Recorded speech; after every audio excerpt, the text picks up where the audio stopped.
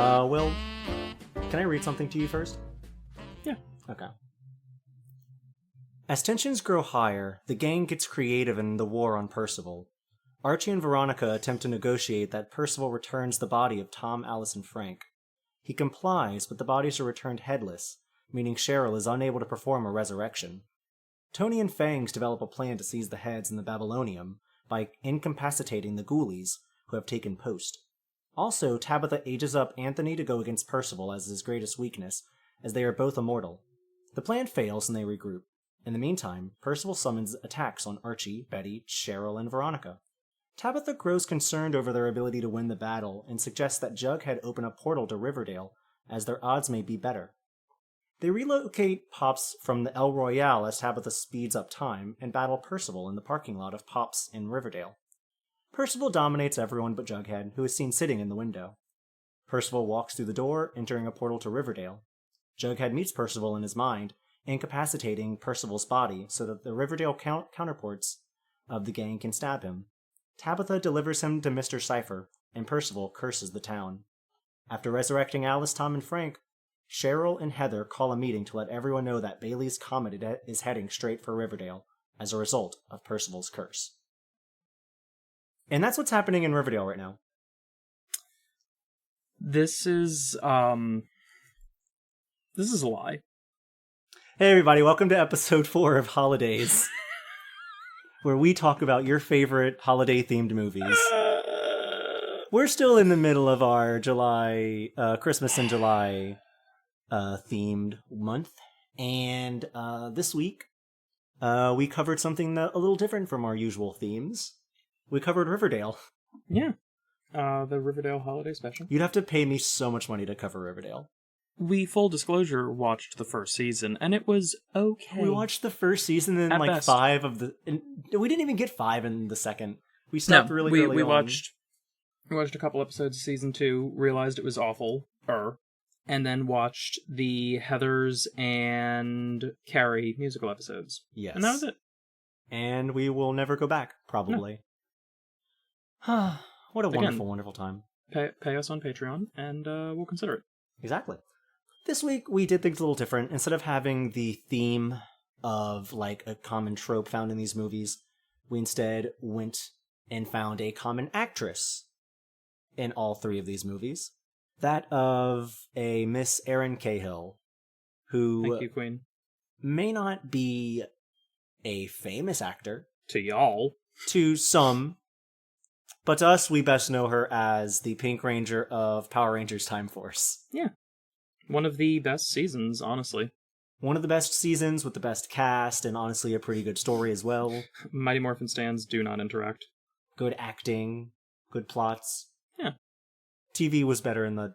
When did that air? The early 2000s? That was like 2001, I want to say. That was a pretty early one. Yeah. Was Time Force a pre-9/11 series? We can't go back into 9/11. We can't talk about 9/11 2 times in a row. Keep talking about that, yeah. Every time. But since then, she has done a number of holiday-themed movies, especially a few Christmas movies. Some decent to some not so good, but the common factor is that she's a good actress in them. Yeah, she tends to honestly just carry these movies on her back, and they wouldn't be what they are without her. 2 of these movies were pretty good. Yeah. One of these movies, we had to switch up on the fly and watch a different one because we couldn't... Hallmark Now, please fix your app on We couldn't legally desktop. watch it on television like we've been watching all of these. Yeah. So the 3 movies we watched this week were Sleigh Bells Ring, Timeless Christmas, and we were going to watch one called Every Time a Bell Rings, but that got thrown out the window. So instead we watched Last Vermont Christmas instead. Unfortunately. What'd you think about these movies, Will? 2 out of 3. Really good. Really nice. Enjoyed them. They had the most absolute... another one of these that could have been a horror movie, honestly. Yeah. And I appreciate it for that. And another that... It was that nice little magical star-crossed lovers kind of thing that actually had some good chemistry to it, I'll say. It was a nice time. And then one had Becky with the bad hair. Becky with the bad hair. One had a main actor, the main love interest of the movie, have maybe the worst. He might be the worst looking man that we have covered out of all of these Christmas movies. And I hate to say that because I'm sure the actor's a fine guy, but they did him really dirty in this movie. I will always chalk it up to, I don't think that these actors just genuinely look as bad as they are portrayed in these movies. I am always going to put it on makeup direction. I see what they were trying to do with him because they were trying to give him like a young, for the time, like the younger guy, like hip haircut with like the grown in, like the beard fuzz, but not like a full beard. Like they're giving him that like rugged, like young hip kind of guy, but it didn't really work well because he looks like he's 35. And also, like, if you take away the beard, he'd have a real baby face. Yeah, they went for a look, and they failed miserably at it.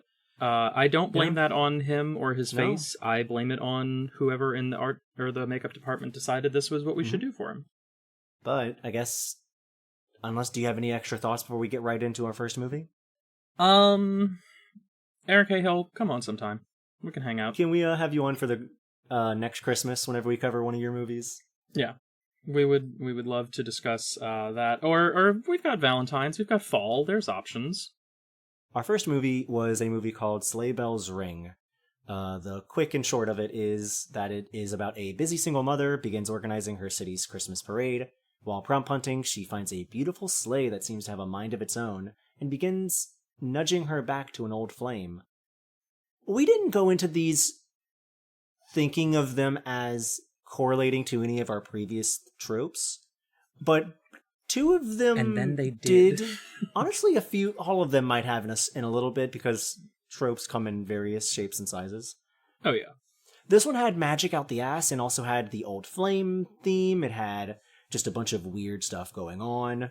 I guess royalty didn't show up in any of these, but Santa does. Santa was there. Santa was, again, messing with everyone, as he does. Just wiggling his Magic Man fingers at you. And suddenly, we're in a whole new thing. He didn't control time, at least this time around. No. Time control was something completely different in a different movie, unrelated to Santa. But yeah, this movie wasn't bad. We had... One of the things that was just kind of nice was our male lead was very infatuated with her, which was kind of nice. Because normally it's always been like woman chasing man, and this time it was like he's just head over heels for her. Yeah, she's going through some stuff still, not fully committed at first, but he's like very into her for as long as he can remember. Like you can tell like there was a connection that just didn't go all the way through. And it was a little bit different from Boyfriends of Christmas Past, where, the guy was really into the main lady, but this one felt maybe a little more genuine, maybe a little bit more, like, well-built, like there was a foundation there. Yeah. This movie starts off with Laurel Bishop, who is our main character, played by Erin Cahill. Laurel has a daughter named Scarlett, who is the creepiest child, who has one face and bad vocal range. Yeah. She is being put in charge of setting up the Christmas parade of her small town, all in the span of 2 weeks. They really just dropped the ball on her like that. Like, her boss is the mayor, I'm assuming. Her boss is, like, someone important, and she works at Parks and Recreation and is up for the job of, like, head city planner. Something along those lines. I think it was the mayor, then. She's being put in a position of like a very important role that she has wanted for a while. And so she is at first like, oh, that sounds like a really hard thing to do, but I'll do it because I have to, I guess. Yeah, it's daunting, but I'm going to put myself to the test and actually do it. But also, oof. And her daughter convinces her to. Other minor characters that are introduced here are... Oh, God, what's her name? Who's her assistant? Betty? I think it's Betty. I think her assistant, Betty. Yeah. Who is sort of this, like, upbeat, like, peppy, younger lady who acts as sort of a additional plot thread that gets brought up occasionally, and also just as, like, one of the people that Laurel can go to and talk and confide in. Yeah. about various problems that aren't her very young daughter. We cut to a scene of Laurel and her daughter driving around. I believe they are heading to... They're heading somewhere to... Oh, they're heading to pick up a tree. Yeah, because they're heading trying to look find for like a tree. big tree for like City Hall or something like that. Yes. While driving, they happen across this random house in the middle of nowhere, and they stop there because they find a sleigh outside. And it is exactly what you would imagine Santa's sleigh looks like, except run down, the paint is worn, the metal is rusted. It looks like it's seen better days, but at the moment it is definitely showing its age.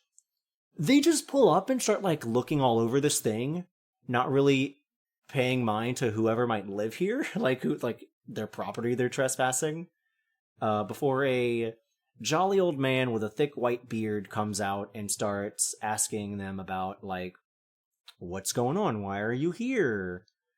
What are you looking at my sleigh for? And they explain the situation, and he's like, oh, I missed the Christmas parade. Of course you can take my sleigh.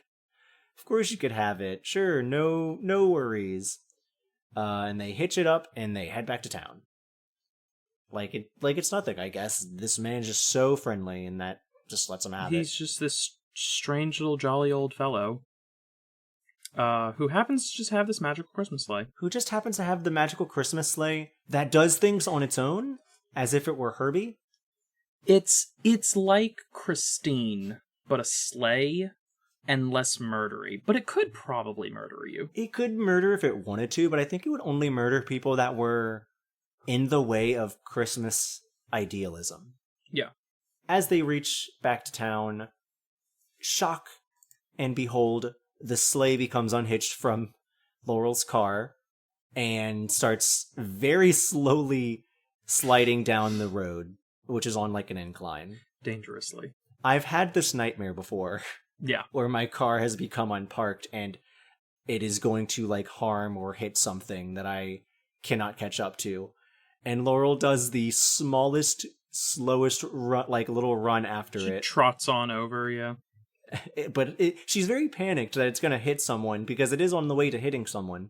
She's just sort of like tip-tapping along trying to catch up to it before it very harmlessly stops right in front of this man who she recognizes, who is Alex, someone she knew from her past and went to college with.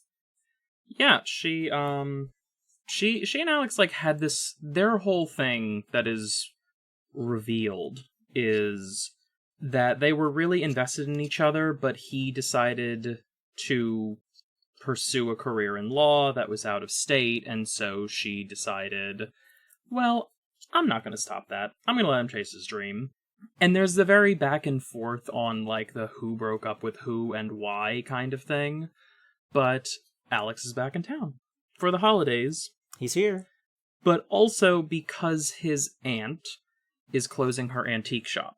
She's selling it so she can finally retire with her maybe wife? We never see her. We never see her, but I feel like, but they mention another woman.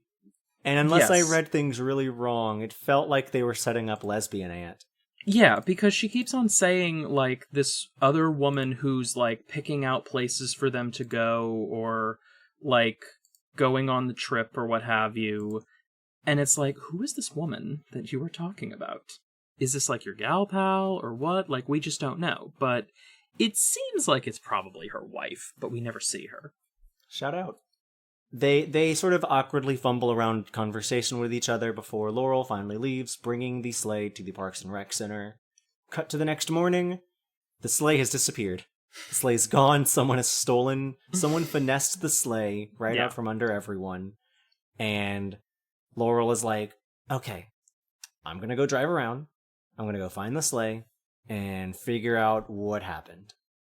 And lo and behold, the sleigh has gotten to the very front of Alex's aunt's antique store. Alex comes out, and he's like, hey, what's up, Laurel? What's going on? And of course she's like, did you take my sleigh? Did you see who took my sleigh? And obviously Alex has no idea. The sleigh just showed up.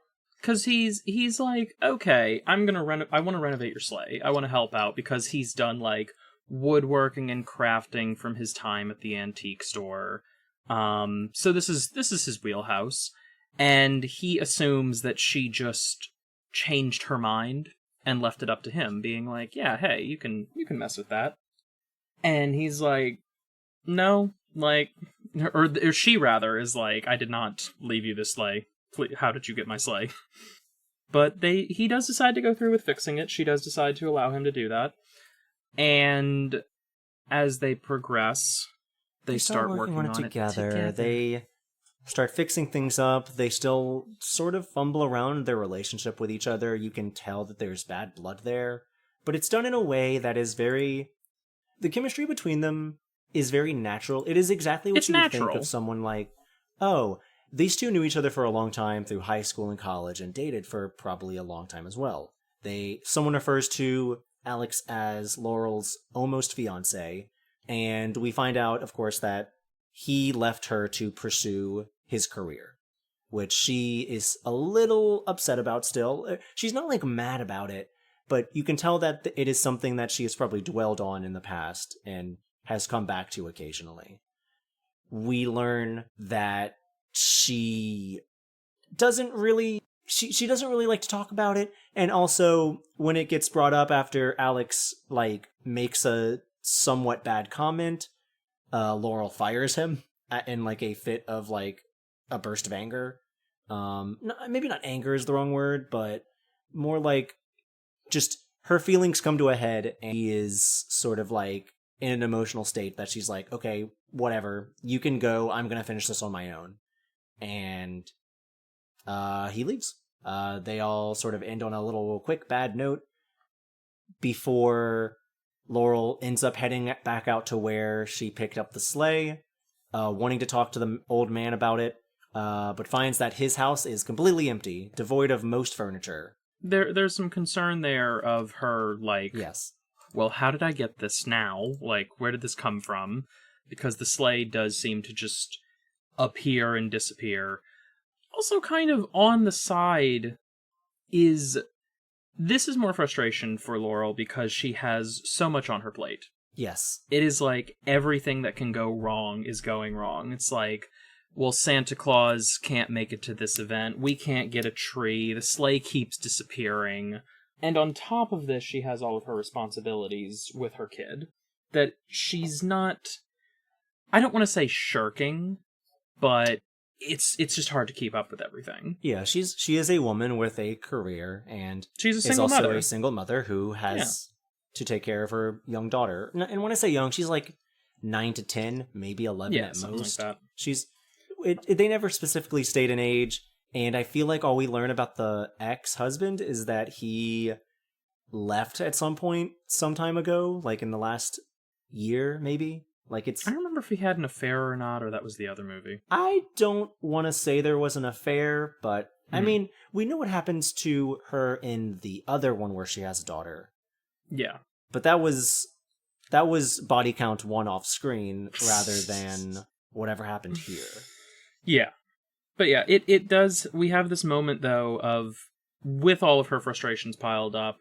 I think this was why she fired him, maybe, was because he sort of starts inserting himself into her life because he does clearly still have feelings for her. Yes. And he's helping take care of her kid. He takes the kid shopping. He's, like, wanting to spend time with them for Christmas, this, that, or the other. And it does have this kind of interesting scene where it's like, she is very frustrated with him essentially crossing the line into her life. Because this is her personal life. This is what she's been doing and taking care of her child for years. And in comes this guy who ended their relationship, at least in her eyes, now suddenly wants to be a part of that life again.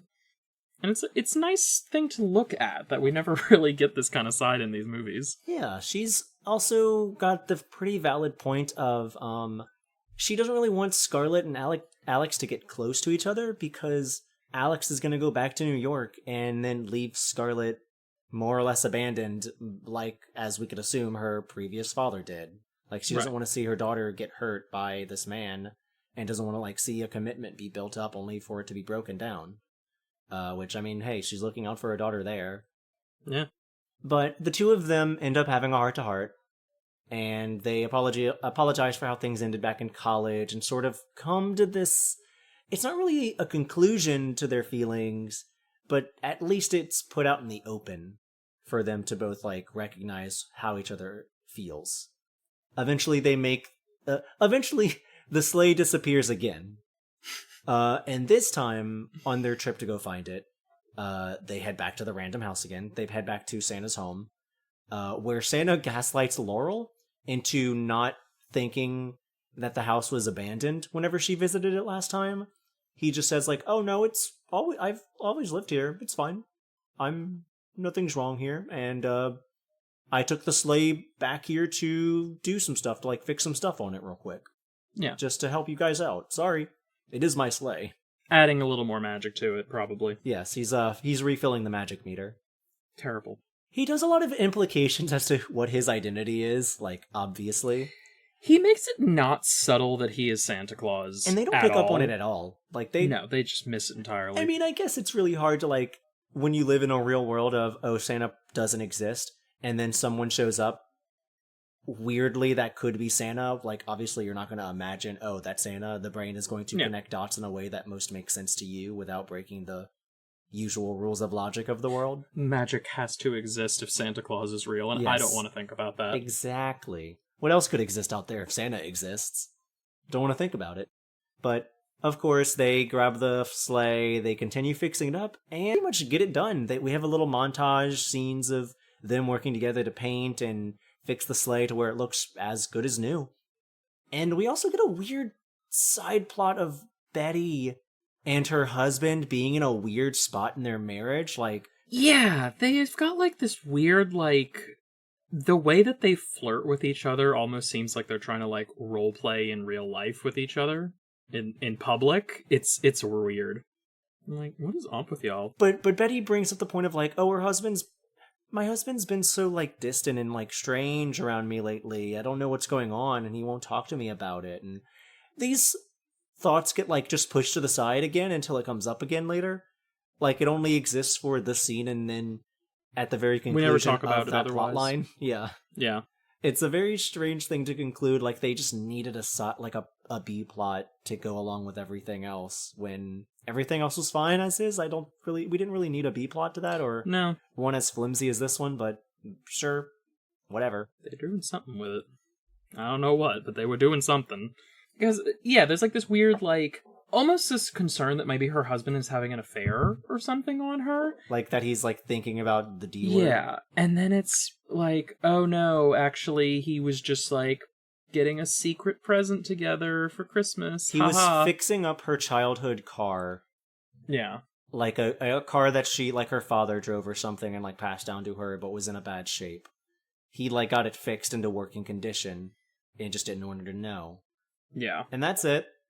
That gets finished up at the very end, and then we don't talk about it, and the husband doesn't show up again. No, we never have to worry about this. It's done and done. Sure, whatever. This movie kind of, I think I remember now, wraps itself up fairly quickly. Yeah, the movie feels like the plot is done within the first 40 minutes, but then it keeps going to fill out its hour and 20 minute, like, runtime. It just feels... So, I like this movie, and I think it's got a pretty good A-plot, and I like the main characters. And the acting is pretty good as well. Mm-hmm. But one of the issues I have with the movie is that almost every scene after we fix the sleigh is two characters. Just pick from a pool of them. Usually it has Laurel, it has Alex, or it has one of those two, and they are talking to another character or to each other. And then each scene is just person A has an issue, person B talks them through that issue, person A comes to a conclusion on that issue, end scene. And that's just the back and forth of pretty much every scene from till the end of the movie, and then we get to the epilogue. And I don't know, it's not bad, but it definitely hits a point of just like, you are just spouting feelings at other people, and they are working you through your issues. And your issues can really just be solved by going and talking to the person that you have conflict with. and the conflict only exists between Laurel and Alex. So, but when those two are in a scene together, they sort of skirt around their feelings because obviously pre-existing issues. And then eventually they just sort of work out their stuff together. Everything works out. Alex decides that he's not going to go back to being a lawyer and that he's going to help run. He's going to buy up the antique shop for his aunt so that he's going to take over the antique shop. It'll stay in the family. They love to do that in these movies. I think about it. I think it's just that Christmas has such a strong connotation with home and what it means to be home. And each character has a different idea of what home means to them. Yeah. It seems like there's a very traditional idea here, though, of your home and your best place is going to be with your family, which is not always the case, depending on how you grew up or however your family's lifestyle is compared to yours. But it is always very much the case of going home for Christmas or doing something for your family for Christmas. There's never really a case of like just kind of enjoying things with friends. Yeah. Or even just like it always has to be this set idea in these movies, which is not surprising for it being that. But it's also these movies are made for a demographic of people that I want to say they hit. Yes. And while we have different ideas of what we like to see in them... It's not us. Yeah. I enjoy these movies, but I'm also not the main demographic, and I'm also not like someone who seeks them out for just their quick romances. Right. I would want to see more of what makes these characters tick in a way that will not get explored because it is I imagine a smaller budget movie mass-produced for the public audience. Right. It's an hour and a half, that's all you get, and that's all you're ever going to get. Very rarely these movies get a sequel, and I don't imagine we're going to be covering any of those. No. But maybe, we'll see. Eh. Another rough spot hits, where Laurel and Alex have it out for each other. Alex leaves to go back to New York, and while he is on his way to the airport, Laurel realizes that, no, I'm in love with him, I need to go chase after him. She starts heading after him. Oh, girl. And Alex stops in the middle of the road in the middle of night because the sleigh went missing again and has just appeared in the middle of the road while he is trying to drive there. It's terrifying. This allows Laurel to catch up to him, and they confess their love. They do the love confession. Yeah. And it's very nice, it's very sweet. She rambles a bit, Alex draws her into a kiss, and they look so happy. And then the sleigh does some weird horror shit by creaking and groaning and magically attaching itself to Laurel's car. Actively, like, rotates the entire trailer around to catch itself on while they're in the middle of it. And this, as much as I would like to imagine that maybe it's just Santa, like, ran in, just sprinted in the night to flip this thing around. No, this sled is living. It has a mind of its own. Yeah. And they just sort of smile and laugh it off, like, oh, sleigh. Oh, you, Mr. Sleigh, haha. And it's like, okay, sure. Anyone whatever. Else would be terrified by what just happened. Like, what just happened here? This is a living, breathing, inanimate object. But yay, the sleigh's done, the Christmas parade's underway, and we get a final scene of just a small town parade. I feel like the town is like 100 people in it. At best, yeah. We get the school marching band, we get like the police driving the car down the road, we get a few other floats, and we get one with Santa, who just magically appears on the sleigh in full regalia. Yeah, because they going down. Side plot, of course. Oh, we couldn't find a Santa for the parade. And then, of course, actual Santa just fills in, because I guess he had nothing better on his schedule. And then Santa steals the sleigh one last time. And that's the movie. Keeps getting away with it. We just get a nice ending where we know that Laurel and Alex will be together. Scarlett will have a good father figure to look up to. Laurel will have her promotion at her job. Alex gets to take over the antique store, which he cares a lot about. Everyone's happy. Yeah. Betty and her husband are whatever they are, I guess. Yeah. Whatever. And I guess the mayor can live happily knowing that he set up a good Christmas parade for the town. He can take the credit that she did and give her a promotion. So I'm not going to say that this movie is like a standout. It's not great. No. But I liked it. I think it is very good, and the acting was nice. The characters did feel well written, besides the only issue being that, like, again, the plot ends really early on, and it mostly just comes down to the two main characters not wanting to talk out their issues with each other. Yeah. They're very sick of everything that's going on with each other, because neither of them want to deal with that. It's like, y'all, 2 seconds. It's all we need. 2 seconds of your time. We just need you to just talk to each other for just a little bit of time. Yeah. And speaking of time, it's time for Time Force. But now we need to talk about Timeless Christmas. A movie about a man... It was timeless, all right. Yeah. Traveling through time to be with the one he is destined to be with, though he does not know that yet, even though it is very clearly stated. It's very straightforward. Clearly stated to him, and something that isn't really a riddle, that what he is doing is traveling through time, or traveling in some sense to meet the person he is destined to be with forevermore. Yes. But they don't realize that, and instead we have to spend an hour and 20 minutes getting to that point. What was our summary for this one again? Yes. Charles Whitley travels from 1903 to 2020, where he meets Megan Turner and experiences a 21st century Christmas. This could have gone so poorly. This could have gone real bad.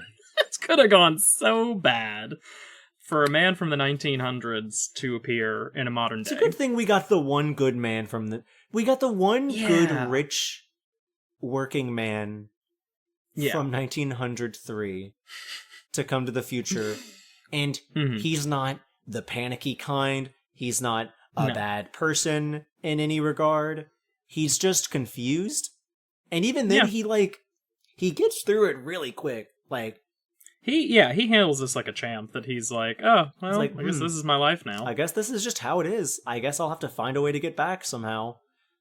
Weird. And everyone is just like, what is up with this guy? What is going on, dude? Yeah. We open on this movie with our main guy, Charles Whitley, at an auction. At this auction, he buys a Christmas gift for his fiancée, a very ornate Christmas clock that has an inscription on it that we will get it to, but otherwise is just a nice little gift that he wants for his fiancée, Eliza. At the auction, he is also hounded by, I want to say the man's name is Harold?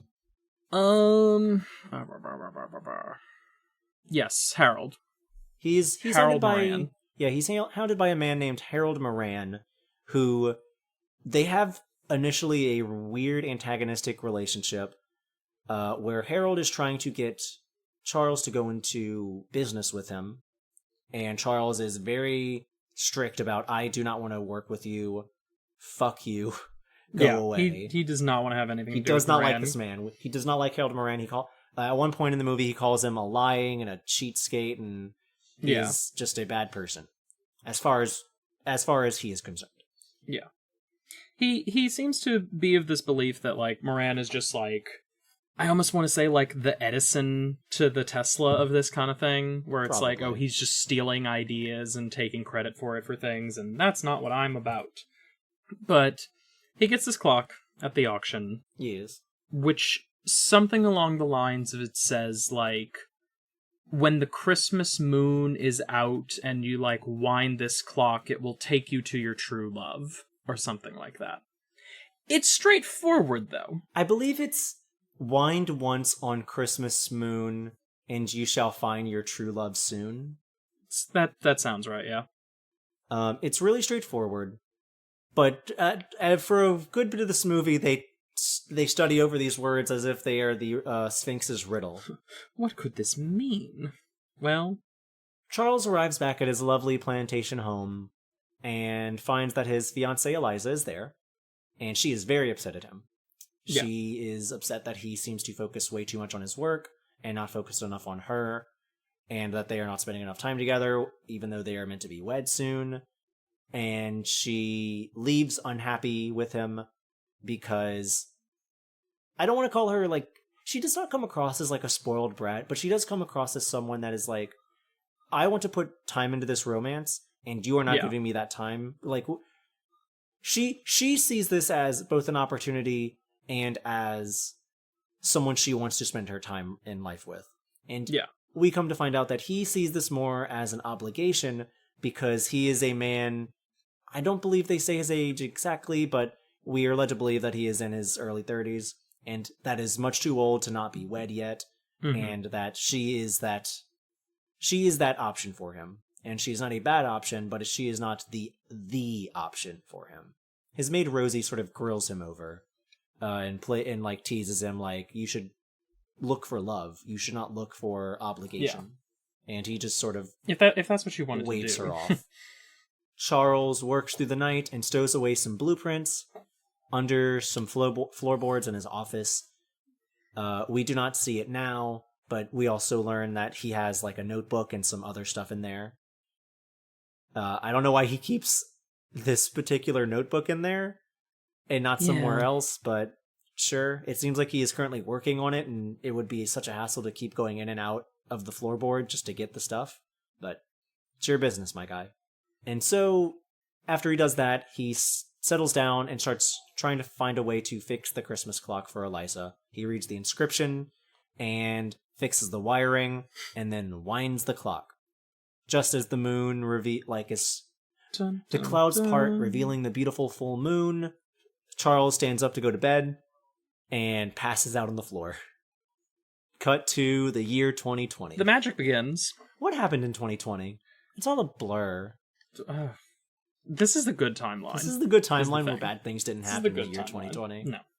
No, 2020 is perfectly fine for them. We get to a tour, essentially. If any of you have been on a historical tour through, like, a mansion or a plantation or things like that, this is what has happened to Charles' home. Is like a landmark, essentially. And it's a museum in a small town. Yeah. Our main gal, Megan Turner, is working as a tour guide for the mansion, as well as being it's become a museum in a way of history, and she is the museum director. So she just loves the history of Charles Whitley. She wrote her thesis on him. Yeah. Like she is Charles Whitley stan, and it shows in her knowledge of him and his life. Yes. Why? I have no idea. I don't know what got her so obsessed with this man. We learned that her family comes from a long line of teachers and like historians. Yeah. And I guess this is just the thing that she focused in on. Like, I mean, I guess to her, Charles Whitley was a man of note who helped set the foundation of the town that she lives in. Yeah. We also learned that other people continued the legacy. And one day he just mysteriously vanished. He was in his office one day, and then he wasn't, and no one found or heard from him ever again. And I guess in that sense, it's like a weird mystery. Eccentric billionaire who, like you said, set up the town into what it is, disappears. So she's giving out her tour. Charles comes downstairs. Charles in waking charge. Up from his passing out time, is very confused as to this woman in his house, as well as all these people, and they assume he is a Charles Whitley impersonator, though a very uncanny one. A very uncanny and rude one to people in his confusion as he's asking, why are people in my house? Get out of my house. Yeah. Someone is impersonating Eliza, and he's just like, this is not my beautiful wife, and this is my beautiful home. Yes. And so, in his confusion, they end up kind of having to take him aside. The police are called because they don't know whether this man is just insane or, like, just in a very, very, like, committed bit. They can't figure him out because everyone's, obviously as one would be, assured that he is just an actor playing the role, even if he is doing, like, a really good job and he looks exactly like Charles Whitley does, of course. Yes. No one would obviously assume that he is from the future, from the past, And he is very wowed by technology, such as a microwave, or Yeah. a hot cup of coffee that was microwaved, Yeah. and the like. And so he's handling things really well. He's not panicking. He doesn't go outside and see a car and, like, have a heart attack. Yeah. He just seems to be distantly fascinated by what's happening in the world. He's been expressed as being like an innovator and an inventor, so the future to him is more fascinating than frightening. This is not letting a medieval peasant listen to like ABBA. This is just a guy who has always wanted to progress things, finally seeing where progression has gone, and just being absolutely entranced by it. And we get the knowledge that though they check with the agency, the, I guess, actor agency that they could hire people from, the Charles Whitley that was going to be sent to them had to cancel, and they didn't send this man, so they have no idea where he came from or why he's here. And the cops come, and they don't arrest him, but they do take him away for questioning, but not before Charles can tell Megan about the blueprints hidden under the floorboards in his office. Which, for a place that has gone... For a house that has obviously been slightly touched on, maybe not fully renovated, but has been, like, kept well... Appearance has been upkept for 100 years. You would think someone would have gone and done anything with the floor of his office and found the hollow hole in his office under the floorboards. Because we get a scene of Megan just sort of stomping around upstairs, like, obviously being like, this is silly, why am I doing this? Before finally hitting the hollow floor, and then finding the blueprints and Charles's notebook that pretty much exactly confirms that he is from the past, and it is Charles Whitley. We also see another indicator where she noticed that he has a scar on his left hand, and the large portrait of him that hangs in the foyer of the house does not have that scar, because Charles was embarrassed by it because he got it when he was young. She believes him now, and she rushes off to the police station almost like 5 to 10 minutes after they get there and starts the questioning. Yeah, it feels like it's something that could have been like a parallel action type of scene. And this is a very small town. Like, it probably does not take long to get there, but we don't ever get like a sense of space. Yeah, it almost does feel like the minute that they had gotten there, sat him down and everything, like she shows up and is like, never mind. I know exactly who this man is, lying through her teeth. She makes up that his name is Chuck Garland, and that he is an actor. There was just a miss-up at the agency. Ha ha ha, sorry to waste her time. And then she takes the guy out for pizza, and he loves it. He loves pizza. Who doesn't love pizza? And then they just hire Charles to play himself. They sort of figure out, like, well, you're stuck here. And you don't have this world's money, and we don't really know how to get you back to your time yet. So for the time being, the best thing you can do is live at your house and play yourself. Yeah. And that way you can make money and also blend in while we figure things out before bad things happen. Before you get stuck here and you can't go back to your time, which you so obviously want to do. It's a little interesting in that regard because the conflict, technically, is we need to get this man back home. But there's no real pressure on that. Like, it's not like, oh, if we don't find a way, like, he's gonna die or something, or, like, everything's going to be irreparably damaged by this man's disappearance. Megan's conflict is that she feels her parents, like, don't want her to just be, like, a museum tour guide, essentially. Yeah. And she would be better off being, like, a history teacher at a local university. Which she doesn't want to do. Like, she enjoys her time at the museum. Like, this is her life's work. Yeah. She doesn't want to just go teach. But obviously she doesn't want to let her parents down either. So she goes along with the application process of being hired as a university professor. Yeah. We get some scenes of Megan and Charles having some small dates throughout the town as Megan catches Charles up to date on what is going on in the world and teaches him about the internet, which she really shouldn't do. Do not let this man on Twitter. No. He's going to have opinions on things. And then they run into Megan's parents, who seem to really be shipping the two of them together. Yeah, they just see the two of them together and they're like... They pick up the vibes immediately, and they're like, this is the guy. This is the one for her. Yeah. They just really, like, planned out everything for her, didn't they? I mean, good for her. At least she doesn't have to worry about much in life. And also, she got the love of her life just plopped right into her lap, so... It's like a soulmate situation in the best way. Why doesn't more people use the Christmas clock? Well, there was a reason for that. As Charles also does the same thing, essentially. Everything kind of comes to a head in our needed, our allocated, required conflict of a Hallmark movie, where something is revealed that makes one of them doubt the other, in which Charles finds out that Megan did not tell him, and has been hiding, that after his disappearance, his fiancée married his rival. She married Harold Moran, the man he hates so much, and Charles just sees this as, like, a huge backstab to him. And Megan, understandably, is like, I'm sorry I lied to you, but I didn't want that to, like, dissuade you or, like, ruin your mood or anything like that. Like, in her mind, I imagine she thought, I'm going to help this man get back to get back in time to before that happened, so it probably wouldn't even matter that it happened, right? Mm-hmm. But he gets mad, and he sort of storms off, or at least goes to take a walk by himself, leaving Megan alone. And at that point, Charles takes a walk around town and sees and is told about how much Harold Moran's investment into this town built it up to being like what it is today. Like, they named the university after him, they've named parks after him and Eliza.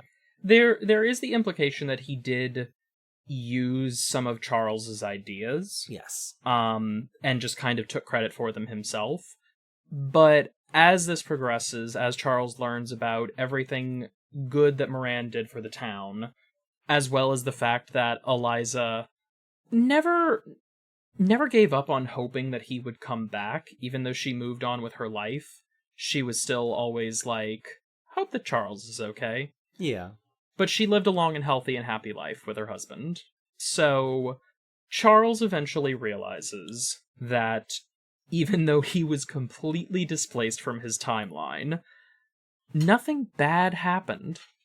All of his things that he wanted for the town to improve it and make it better happened. Even if he wasn't given the credit for it, he's more concerned that these good things happened. And the woman that he didn't love, but felt an obligation to kind of be there for, ended up finding her own love and happiness and living a good life. So he's kind of like, do I need to go back to the past? He has to do some self-examination to find out, like, what he really wants now. Right. And in the meantime, Megan goes to the university where she is pretty much hired on the spot. Yeah, they love her. But she turns down that position because at the university, she finds the Christmas clock that they were looking for all along. That apparently had been donated to them by, I believe, either by Rosie or by... I think it was Rosie's family or something like that. But she's Rosie's family. Yeah, it might have just been like directly by like Rosie in the past or something like that. Someone at the Whitley household donated the Christmas clock at some point to the university, where it has resided in a glass case. Megan, realizing what it is, asks to borrow it, and is allowed, of course. They just let her. They just let her have it. Yeah, it's like, this woman shows up, asks you for a job, and then asks if she can borrow a priceless artifact. And they do, yeah. I mean, I get it, because she does come with some esteem. Like, I'm sure the university or hiring director knew her parents. I'm sure it's a small town, so of course they know her and what she has done for the museum. She's not someone that just like walked in off the street and asked, "Hey, can I borrow that cool clock?" I mean, sure, take it. Why not? She takes it, and she reveals it to Charles, and we sort of get the scene of Megan tells him, you should use this clock, or you should choose where you are happy, and if using this clock will make you happy, I support that. but just tell me goodbye before you go. Because it is Christmas Eve, and the Christmas moon, which is a blue moon, or which is a full moon that only happens twice in 1 month. It is a blue moon in December, essentially. Yeah. She just tells him, tell me before you go, and goes back to the party. Goes to the party that they're holding in the museum downstairs for Christmas, and is having a great time with everyone. Pretty much everything happens. The party goes off really well, and Megan worries that Charles has left her. So she rushes off upstairs and finds that the office that he was in is empty, and the clock is just left there before it is revealed that Charles did not leave. Charles is staying in the future because he realizes that the person he loves the most is Megan. It's almost like this magical clock told you exactly what it was going to do. When he gets to the future, the first person he makes eye contact with is Megan. I guess it would have been weird if he would have made eye contact with the lady that played Eliza. Yeah. But he doesn't, or some random person. But he just makes eye contact with her.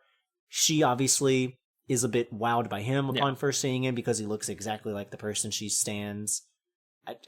Good for them. They have the their man happy she's been ever thinking after. about all of those years. Like, you could tell that they are going to live happily and that they are in love. And the movie ends. And that's it. It's not bad. That's it. It's not bad. It's a chill time. It's enjoyable. Their character dynamics and chemistry work really well. Everything wraps up as expected.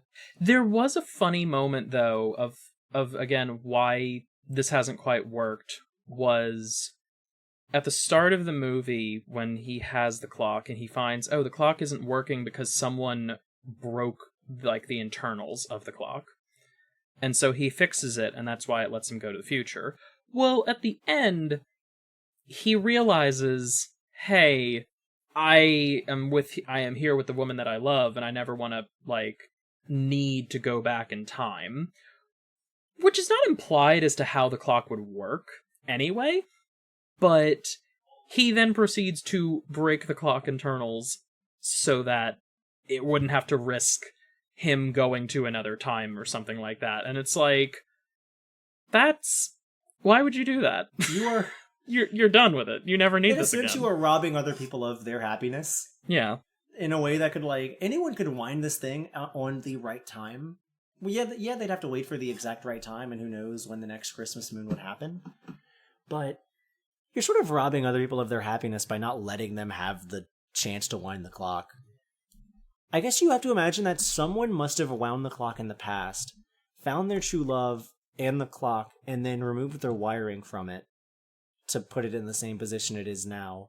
And I'm sure it can be fixed again, but I can't imagine in the lifetime of these two that this clock isn't going to just remain on the mantelpiece in the office forevermore. Hey, them's the breaks. Some people get to hoard magic items all to themselves. Blue moons also only happen about every 2 to 3 years. Okay. And obviously they rotate out depending on the months. The last Christmas moon we had was in 2009, and it's looking like the next one is going to be in 2028. Oh, wow. That's a pretty decent amount of time. Look forward to your Christmas moon in 6 years. There was actually something I remember reading for this one. Hold on. Mm-hmm. Also, apparently, I think that is an actual term. It is called a Christmas moon or something like that. Charles says the second full moon in December, or a blue moon in December, is the Christmas moon. In 1903, the accepted definition of blue moon was the 13th moon of the year. The definition of the blue moon as the second full moon in a month did not start until 1946, following an article in Sky and Telescope by James Hugh Pruitt. Huh.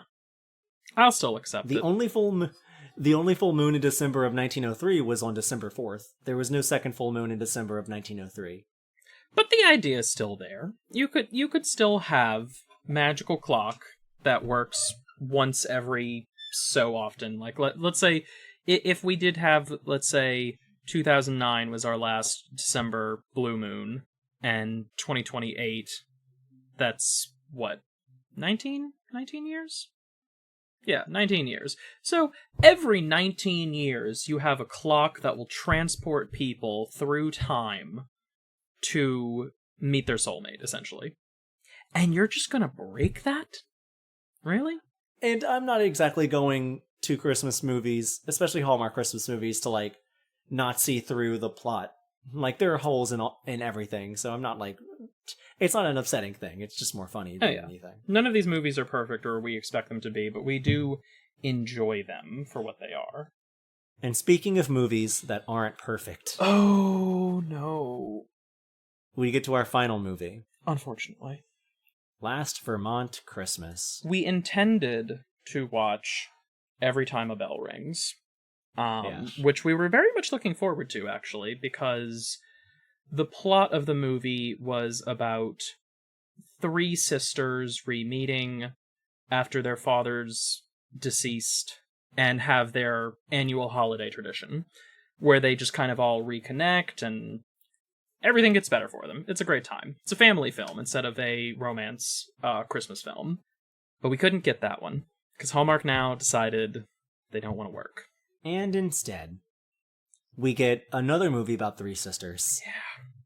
But this one is about the Marvin sisters, and they're gathering for what may be their last Christmas at their childhood home. Oh no. This movie suffers from a lot of issues. Yeah. And none of those issues are Erin Cahill and her role as the main character. She carries the movie on her back. She's fun, she's funny, she's a good actress, and everyone else is decent to pretty bad. Yeah. The movie opens on our main characters. We find out that all of them are going back home, of course, as previously stated. We've got our main character, Erin Cahill, playing Megan again. Yeah, I just noticed that. I was like, oh, she's Megan twice. Okay. This is the first time we've had a name repeat for any of our characters. She is heading home with her young daughter, who I believe was named Ivy. Yes. And she is a single mother who we learn her husband has died 3 years ago. They head back to Vermont. Meanwhile, we are also introduced to one of the other sisters, Bethany, and her husband, I Frank? would say... George. George. Yeah. Bethany is a pristine woman, not like high class. She's kind of uptight about she's things. uptight. She has an idea of how she wants. She's kind of bland. She's kind of a boring person. And her husband is exactly the same way. He doesn't seem to have much of a personality and doesn't really get expanded upon either. They're fine, but they're just a happy romance with each other. And that doesn't really get explored anywhere in the movie. And we also meet the final sister, Audrey. Yeah, Audrey. Granted, we don't know any of their ages. We get an estimate on what the possible ages could be based on things that they say, but we never get an exact number. We learn that Audrey is in college and that she is at home visiting home for the Christmas break. And we pretty much learn that she is someone who sleeps in, someone who is not slobby, but she's sort of like she's not someone who cares about school. She's someone who more wants to live her life. And what she wants from life is to play music and perform. And those are our sisters. We also have mom and dad who are nice. And that's about it. That's the family. That's the Marvin family. Yeah. They don't have a lot going for them. I did see on part of the storyline thing, apparently, that Megan is supposed to be the oldest sister. Okay.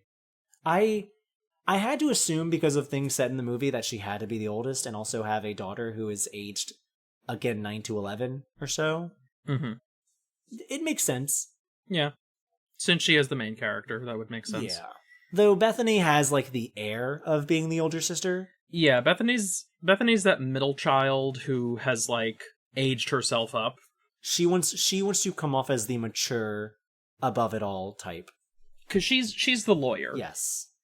While Megan is more of the down-to-earth, like, very nice and friendly and outgoing, but still, like, solid with her responsibilities, such as her young daughter.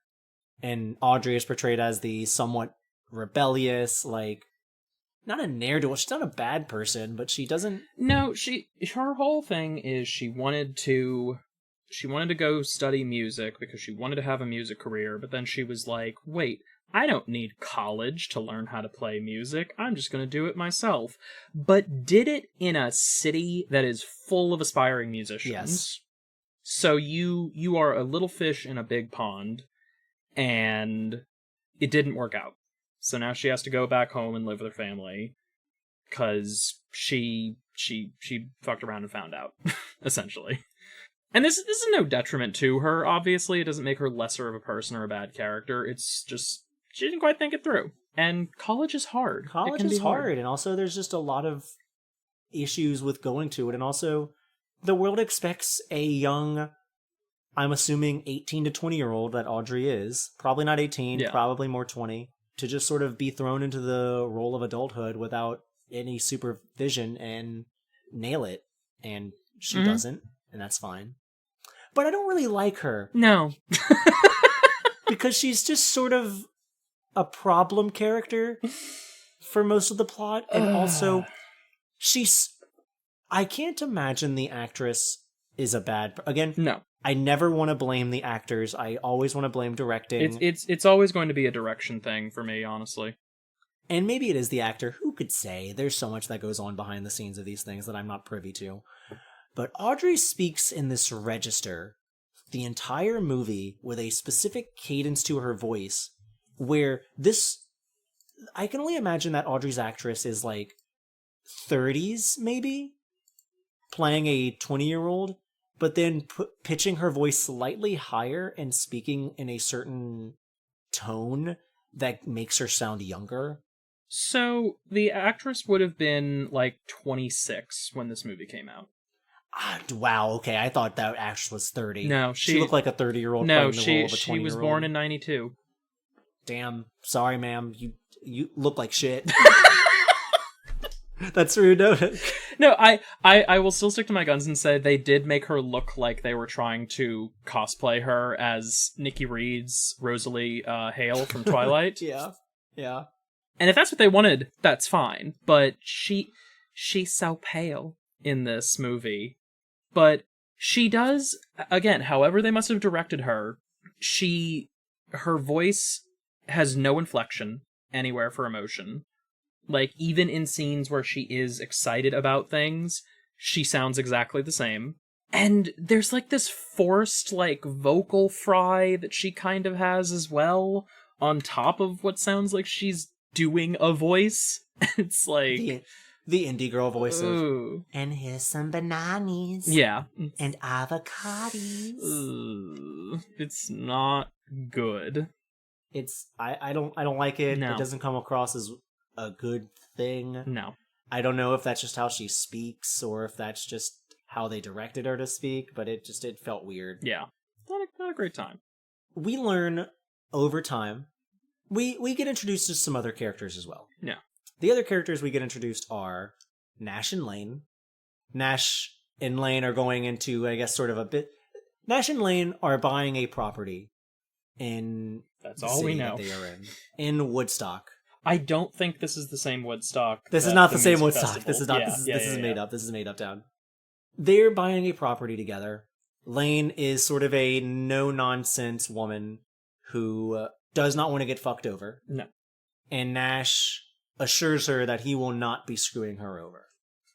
Nash, until he does, we realize, is Megan's ex-boyfriend from times past. They were close whenever they were in school together and that they went to like the winter formal together. Yeah. We are introduced to this knowledge by them being at a coffee shop, coincidentally together.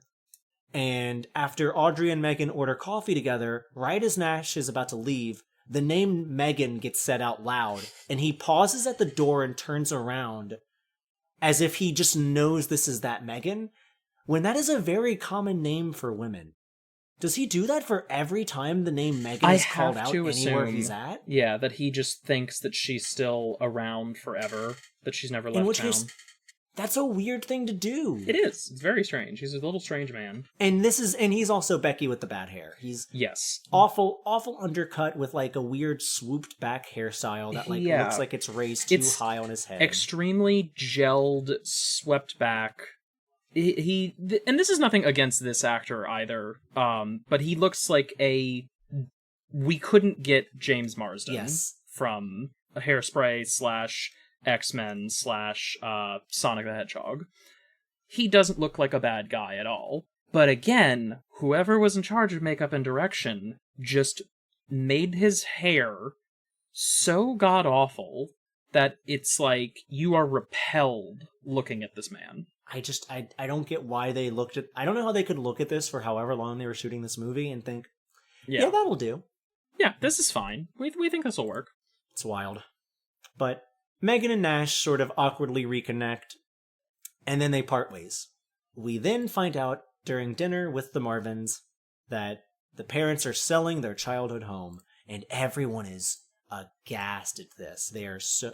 The parents saying that they want to move, like, it's such a big house, and they just want something smaller, and there's so many memories here, but they are willing to move on. I think they say they even, like, can't really afford to live in this house as big as it is. Yeah. Which is a weird thing, since it's been in the family for, like, at least 30 years. It's because also that dad is retiring from his job as a teacher. Yeah. And they are moving into a condo in Arizona. Yeah. We're moving to Arizona. We're leaving our house that is... As I will just say is brought up later, this house is big enough to be like a B&B. Yes. And everyone loses their minds. They're like, what do you mean? You're leaving the house that we all grew up in? You're moving somewhere else? What are we gonna do for Christmas? Audrey is the one who is more mad because she is currently living there, and she has no... Yeah. She literally, like, dropped out of college, though she doesn't tell anyone this. She might have told Megan at this point. She's told Megan at this point, and her parents know. But she moved back home because she had no more money, and she doesn't have anywhere else to go, and she will not tell Bethany, because we find out that Bethany got her pulled some strings to get her into college where she was at, and doesn't want to upset her. So Audrey is pissed. She also thinks that Judge Bethany is a bit of a judgy Judy, yes, and is going to like look down on her in her mind even more than she might already, kind of thing. This movie does not like paint Audrey as like being a bad person for not going to college or for dropping out, which is a nice surprise. Like, it is very easy for movies of this caliber to point at someone who does like either doesn't go to college or drops out of college as being like, oh, you're just not willing to work hard enough, or you're too lazy to do what you should, and yada yada. But the movie never really does that.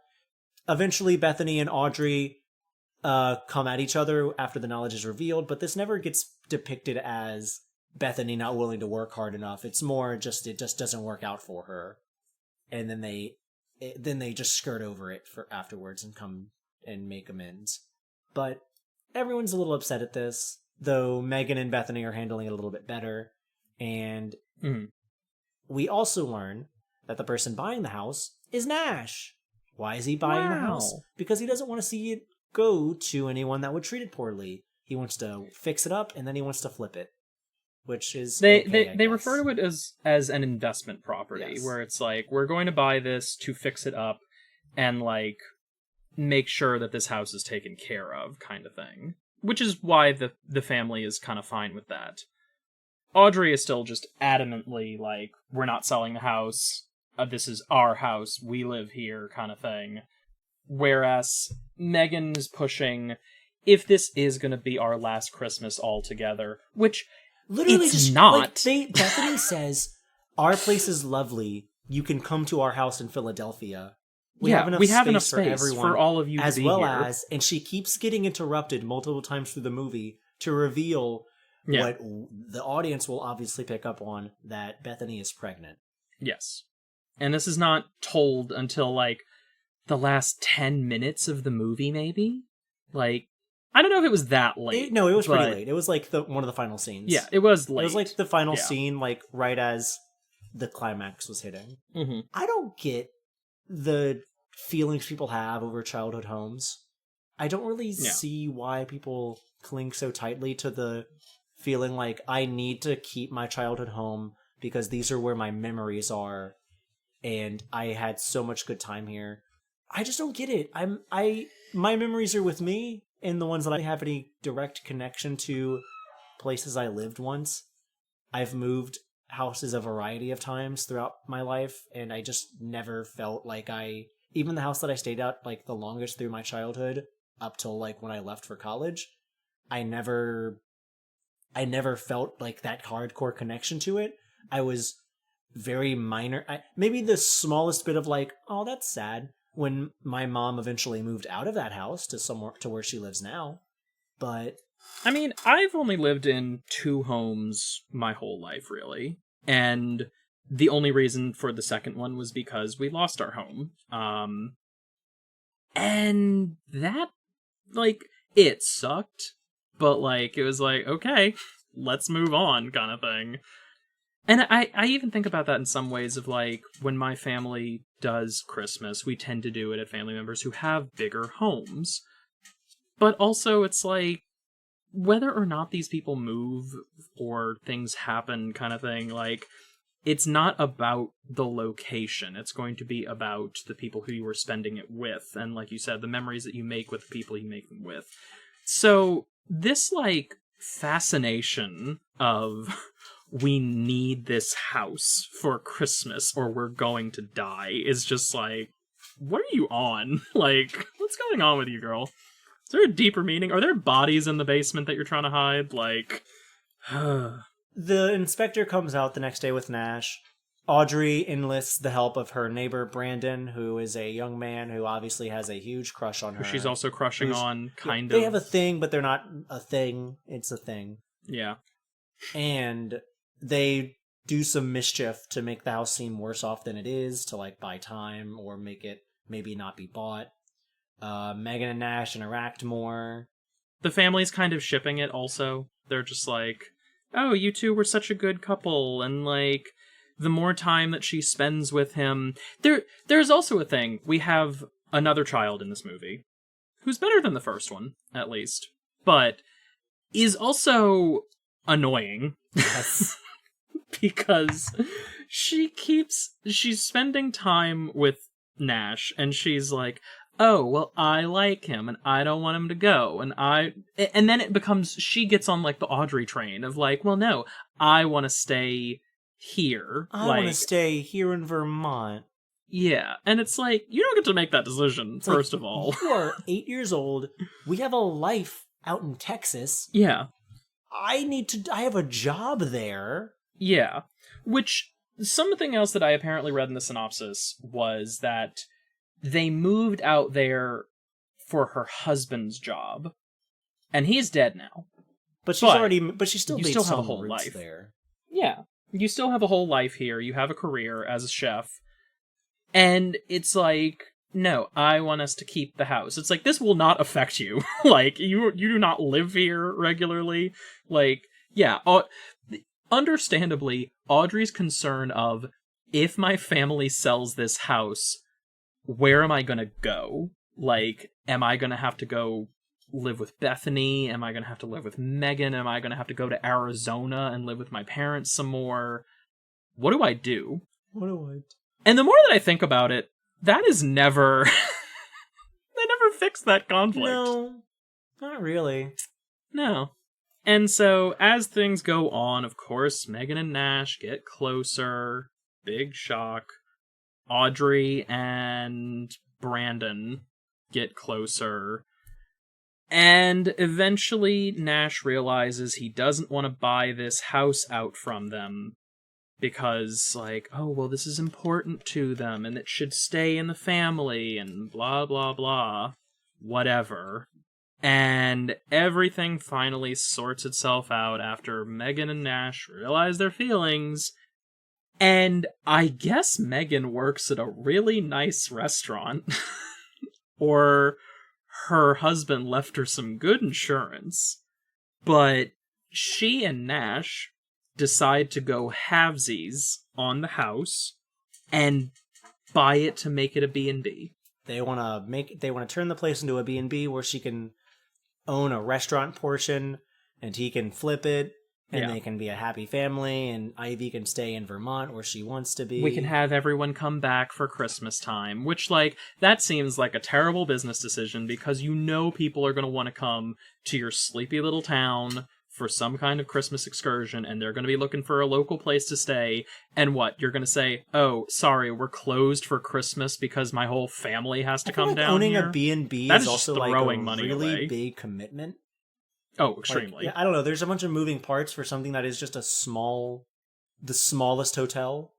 The couple B&Bs that I have been to are like, it's very much for the aesthetic of things, but it's also nice.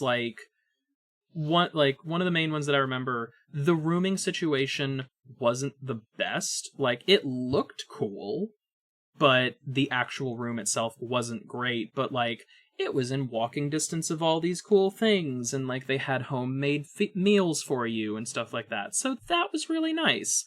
And then the other one was more like a retreat place, where it's like the rooms were super cozy, there was nice views, the food was great, like, there was all this stuff to kind of do around there. But yeah, this is expensive. This is a whole-ass commitment. Because when you're having to manage everything available because you are trying to put things together that are nicer than, like, a high-end hotel, but within a small frame, there's so much to do. There's so much to organize. There's a lot of things going on in the background, and I feel like this B&B wouldn't be open for, like, a year or two. Yeah. If they wanted to get things as set up as they possibly could. Yeah. But that's their plan. They're gonna open a B&B. And everything else comes to a happy resolution. Bethany and Audrey have their outs, and then they make up very quickly. Bethany gets to announce to her family that she's pregnant, and everyone's happy for her. Yeah. Audrey and Brandon end up as a thing together as they kiss off screen. Ta-da! Hooray! The only conflict of the movie is that, like, Megan and Nash have a quick out with each other before, again, that gets really quickly resolved. Yeah. Because Megan is too afraid to get tied down here. And then, obviously, she wants to be here. Her daughter wants to be here. Everyone else wants her to be here. And then they fix it. And the only person who gets the bad outcome is Nash's business partner, Lane, who just doesn't get to finalize on this deal that she had probably spent some time working on. No, but I guess the implication would be she would get the money back. Yeah. From she everything. Could sue him. Yeah, she could. This B&B is never happening. No. They're gonna have so many legal troubles. Oh god, yeah. But yeah, and we have no idea what's gonna happen to Audrey and where she's gonna live. I guess things will either work out for her and okay. We can only assume that her music career is gonna go fine. Even though she had a terrible setup. And also that she isn't all that good of a singer. No. We could assume that Megan and Nash will let her live there for some time while they're fixing it up. Mm-hmm. Maybe she'll do something with Brandon. They'll move out together. There are options, and they're a tight-knit family who obviously have some money between all of them. One sister being a lawyer, her husband being a college professor, Nash having whatever money he does, Megan having whatever money she does. How they afforded this house on the dad's teacher salary, I'll have no idea. Yeah, if we're going off of the idea that, let's say this movie takes place in the year it's in, of 2018, and they've had this house in the family for at least 30 years, that meaning, like, the 80s, or before that, where they could have gotten this house, then yeah, I would say that it is possible for them to have gotten this. Fair enough. Because, like, I don't know, maybe $50,000 for a house, a whole-ass house of this size, back in the 80s to 70s. Yeah, that would make sense. Couldn't be today. It's just it's just one of those movies where everything gets wrapped up, no pun intended, like a bow on a present. Yeah. And handed to all the main characters. Everyone's happy. Mm-hmm. It's fine. It doesn't really feel like the conflict is such a non-issue And maybe it's just me not liking a majority of the characters, but it's fine. The only character I could really say I even had any interest in was Megan, of course. And even though Erin Cahill performs really well in this role, Megan herself is also just a boring character, considering her personality is I'm sad about my dead husband, and also I'm sad that I don't know what to do with my life now that I don't have my dead husband anymore. Yeah. Also, I cook. Can't go back in time and fix that one, girl. Yeah. It's like, I'm sorry about your plight, ma'am, but... They keep praising her cooking and everything like that, but she doesn't have a lot that they gave her. Like, obviously, she does great with the role, and she improvises and brings character to it, but they didn't give her a lot of character to work with. Also, either. Shoot higher. You could do way better than a guy named Nash.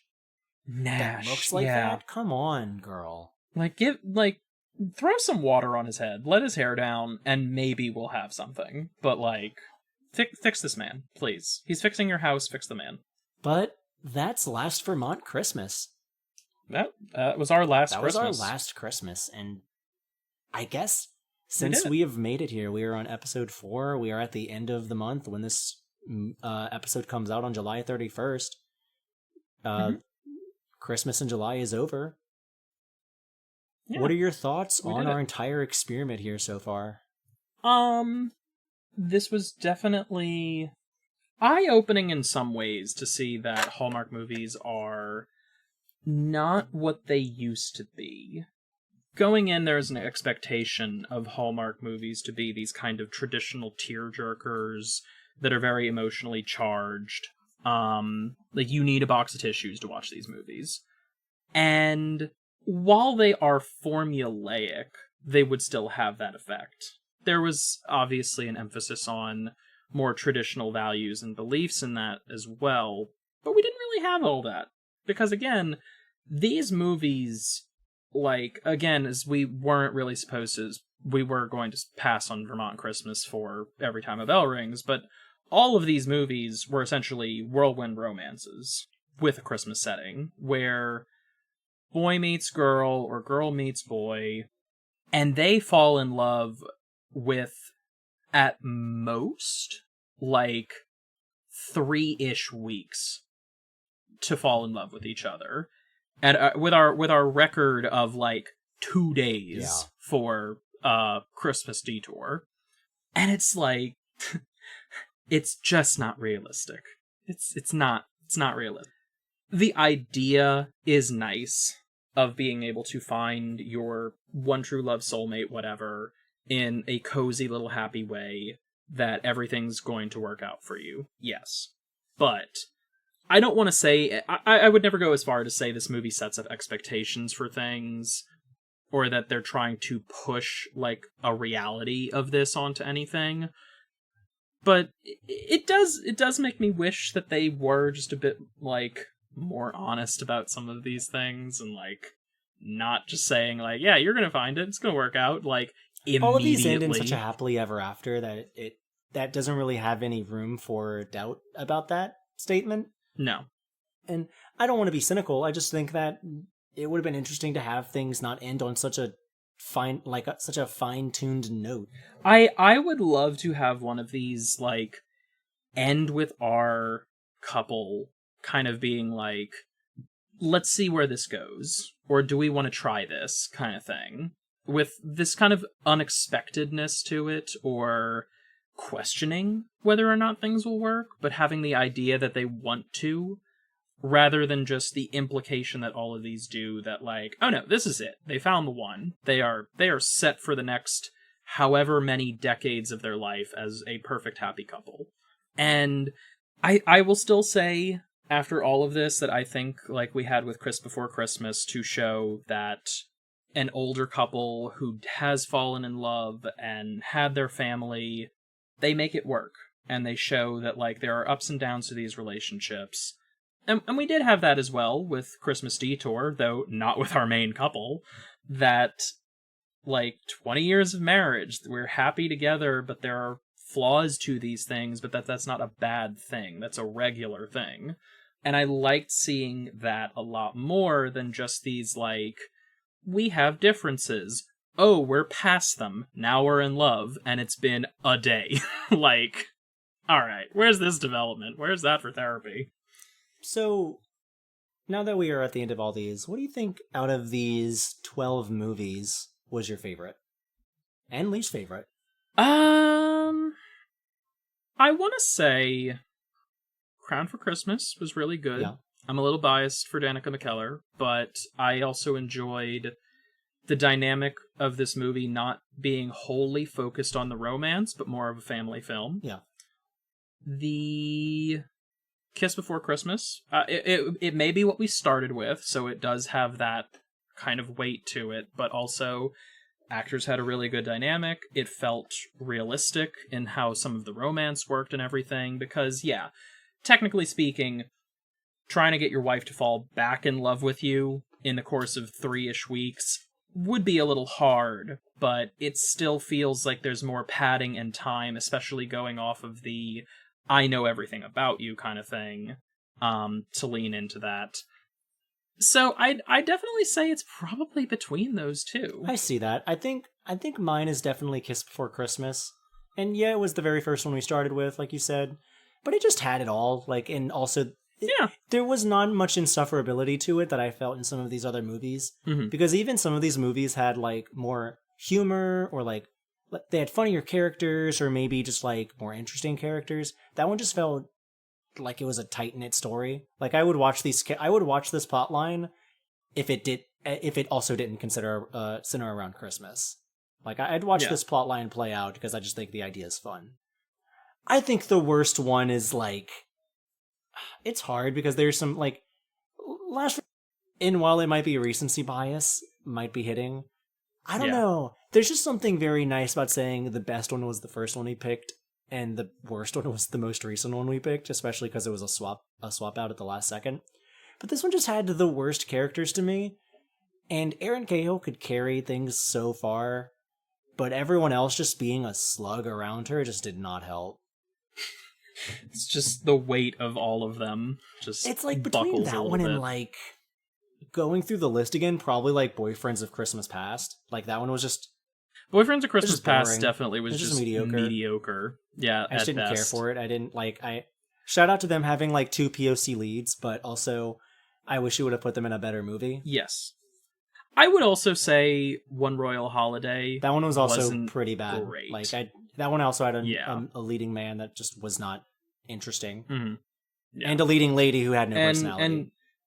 And Christmas Detour, while they did have a couple that I enjoyed and would much rather have had focus on, were unfortunately not our main couple. No. So instead we are stuck with the wildness of our main characters in that movie. I will at least give that movie that it was entertaining for the antagonistic presences that were in it. Yes. So that was fun. And those are the movies. If you want if you want our more thoughts, go re-listen to the previous episodes. If you have any recommendations of our for future Christmas movies that you think that you would like, let us know. Drop some comments. Movies. We're getting into August, which I just had a discussion with my mother of. There is no holidays in August, really. So we're figuring it out. We've been doing some thinking, and while I don't think we are settled on anything in particular yet, I feel like the way things are going to go forward is that Holidaze is not over. We're going to keep making more episodes for as long as we feel like making them. We are switching gears, though. We are no longer focusing on Hallmark Christmas movies because Christmas is over. And living is easy. And summer is ending. So we want to try to find some movies that embody the feeling of summer. And while that might not be a holiday in and of itself, we're not a holiday-themed movie or holiday movie-themed podcast. Purely, we are all about all seasons. So we're going to find out what movies will fit summer the best. And we will not be back here next Sunday for the month of August and for the month of September, though that will come later. We are only going to have 2 episodes on every 2 weeks, just to space things out, and doing this week by week was minorly exhausting, but we are also not going to be watching as many movies for the next 2 months. It all depends on scheduling. Yeah, we're going to figure it out. We have ideas, but we're gonna test the waters and see where we go. Mm-hmm. But yeah, that's Christmas. That's Christmas. That's a holiday. I can't believe we have to wait another 12 months before we get to Christmas again. I have a terrible confession on that one to you. There's no other time people do Christmas, right? Yeah, that's the thing that you have to find out. What? Yeah. When? We'll see y'all in 5 months, everybody. What? Merry Christmas, everybody, and a Happy New Year. Season's greetings, everyone. Good night.